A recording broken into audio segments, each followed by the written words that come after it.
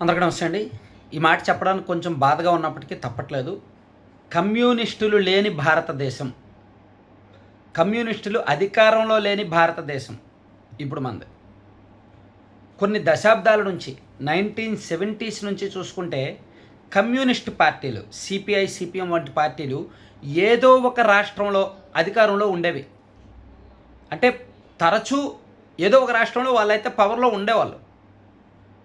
So ఈరోజు వరకు, నిన్నటి వరకు కేరళలో ఉన్నారు. కేరళలో 2 సార్లు వరుసగా. అంతకుముందు త్రిపురలో ఉన్నారు. త్రిపురలో దాదాపుగా ఒక 15-20 ఏళ్ళు వాళ్ళే అధికారం. అంతకుముందు పశ్చిమ బెంగాల్లో ఉన్నారు. పశ్చిమ బెంగాల్లో అయితే దాదాపుగా 40 ఏళ్ళు, 35-40 ఏళ్ళు వాళ్ళదే అధికారం, వాళ్ళదే రాజకీయ పెత్తనం.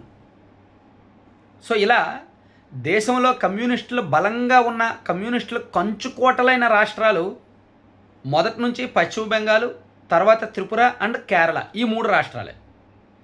రాష్ట్రాలు కాకుండా మన తెలుగు రాష్ట్రాల్లో కూడా కొన్ని జిల్లాల్లో, ఉదాహరణకు శ్రీకాకుళం జిల్లాలోని కొన్ని ప్రాంతాలు అండ్ నల్గొండ, వరంగల్ ఆ ప్రాంతాలు, ఖమ్మం ఆ ప్రాంతాలు కమ్యూనిస్టులు బలంగా ఉండేవి, కంచుకోటలు. కమ్యూనిస్టుల నుంచి మంచి మంచి నాయకులు కూడా వచ్చారు, వరుసగా ఎమ్మెల్యేలుగా గెలిచిన వాళ్ళు వచ్చారు. మన రాష్ట్రంలో కంటే పశ్చిమ బెంగాల్లో కమ్యూనిస్టు లీడర్లు వరుసగా ఎమ్మెల్యేలుగా గెలిచి సొంత ఇల్లు కూడా లేకుండా పూరి గుడిసెలో, పాకల్లో నివసిస్తున్న ఎమ్మెల్యేలు ఇప్పటికీ చాలామంది ఉన్నారు. సో ఇప్పుడు అంటే కమ్యూనిస్టులు అనేవాళ్ళు చాలా సాదాసీదా జీవనం గడుపుతారు. వాళ్ళ అధికారంలోకి వస్తే, వాళ్ళ అధికారంలో ఉంటే అవినీతి కొంచెం తక్కువ జరుగుద్ది అండ్ పరిపాలనలో కాస్త ట్రాన్స్పరెన్సీ ఉంటుంది అన్నది ఒక నమ్మకం. వాళ్ళ సిద్ధాంతాలు, వాళ్ళ భావజాలము, వాళ్ళ రాజకీయం అంతా వేరేలా ఉంటుంది. సో అందుకని వాళ్ళు అధికారంలో ఉన్నంతసేపు కొంతకాలం బాగానే ఉండదు. ఇప్పుడు కేరళ చూడండి, దేశంలో అక్షరాస్యత ఎక్కువ, దేశంలో విద్య కోసం వాళ్ళు చేసే ఖర్చు చాలా తక్కువ, చాలా డిసిప్లైన్ ఉంటుంది. అండ్ దేశంలో గ్రామీణాభివృద్ధి, పంచాయతీరాజ్ సిస్టమ్ కూడా కేరళలోనే బాగుంటుంది. అండ్ వైద్యం విషయంలో కూడా కేరళనే ఒక రకంగా శాంపిల్ బాగుంటుంది అనమాట. సో చాలా రంగాల్లో కేరళ టాప్లో ఉంది. దానికి కారణం ఏంటి? సో అక్కడ దశాబ్దాల తరబడి వామపక్షాల అధికారంలో ఉండడమే. గొప్ప గొప్ప నాయకులు ఆ రాష్ట్రం నుంచి వచ్చిన వాళ్ళే. అండ్ పశ్చిమ బెంగాల్ నుంచి కూడా గొప్ప గొప్ప నాయకులు అక్కడి నుంచి వచ్చిన వాళ్ళే. కానీ ఇప్పుడు ఫస్ట్ టైం కేరళలో ఈరోజు ఎల్డిఎఫ్ కూటమి వాటమితో దేశంలో ఎక్కడా కూడా కమ్యూనిస్టులు అధికారంలో లేనట్టే.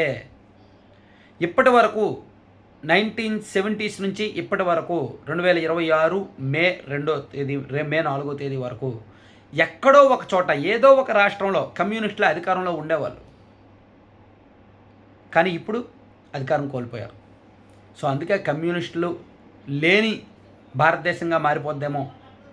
ఒక్కసారి అక్కడ ఓడిపోతే ఇంకా ఉనికి కష్టం. చూడండి, పశ్చిమ బెంగాల్లో కమ్యూనిస్ట్ పార్టీని ఓడించిన తర్వాత తృణమూల్ కాంగ్రెస్ అధికారంలోకి వచ్చాక క్రమక్రమంగా ఆ కమ్యూనిస్టుల బలం తగ్గిపోయింది. ఆ కమ్యూనిస్టుల బలాన్ని బీజేపీ ఆక్రమించింది. ఇప్పుడు చూడండి, కేరళలో ఓడిపోయారు. కేరళలో యూడిఎఫ్ అధికారంలోకి వచ్చింది. సో అక్కడ కూడా కమ్యూనిస్టుల బలం తగ్గింది కాబట్టి, ఓడిపోయారు కాబట్టి, ప్రధాన ప్రతిపక్షానికి పరిమితమయ్యారు కాబట్టి క్రమక్రమంగా కాలక్రమేణా అక్కడ కూడా బీజేపీ పాతుకుపోయే అవకాశం ఉంది.